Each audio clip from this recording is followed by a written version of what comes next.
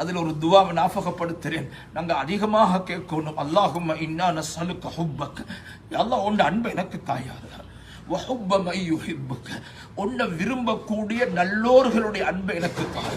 நல்ல மக்கள் எனக்கு நபிமார்களுடைய அன்பு, ரசூல்மார்களுடைய அன்பு, சஹாபாக்களுடைய அன்பு, இறை நேசர்களுடைய அன்பு, அவுலியாக்களுடைய அன்பு, இமாம்களுடைய பாசம் எனக்கு உண்டாகணும்.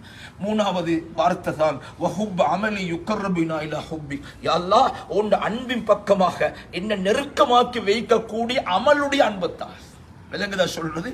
வஹுப்ப அமலி யுகர்ரிபுனா இலா ஹுப்பிக், யா அல்லாஹ் உன்னின் பக்கம் என்ன நெருக்கமாக்கி வைக்கக்கூடிய, உன்னின் பக்கம் என்னை இணைக்கக்கூடிய அமலுடைய அன்பத்தா. உதாரணத்துக்காக தஹஜ்ஜத் தொழுவதில் எனக்கு ஒரு ஆசை. ஏன்? தஹஜ்ஜத் அல்லாஹ்வுடைய நெருக்கத்தை உண்டாக்கும். குர்ஆன் ஓதுவதில் எனக்கு ஆசை. குர்ஆன் ஓதுவது அல்லாஹ்வுடைய நெருக்கத்தை உண்டாக்கும். ஜிக்ர் செய்வதில் எனக்கு ஒரு ஆசை.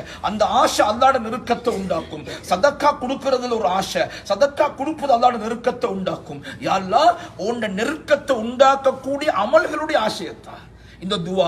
கண்ணியமானவர்களே, அல்லாஹும்ம இன்னா நஸ்அலுக ஹுப்பக, உன்னுடைய அன்பை அல்லாஹ் நான் எதிர்பார்க்கிறேன். வஹுப்ப மை யுஹிப்புக, உன்னை நேசிக்கக்கூடிய நல்லோர்களுடைய அன்பை எதிர்பார்க்கிறேன். வஹுப்ப அமலி யுகர்ரிபுனா இலா ஹுப்பிக், உன்னுடைய அன்பின் பக்கமாக என்ன நெருக்கமாக்கி வைக்கக்கூடிய அமலுடைய அன்பத்தான்.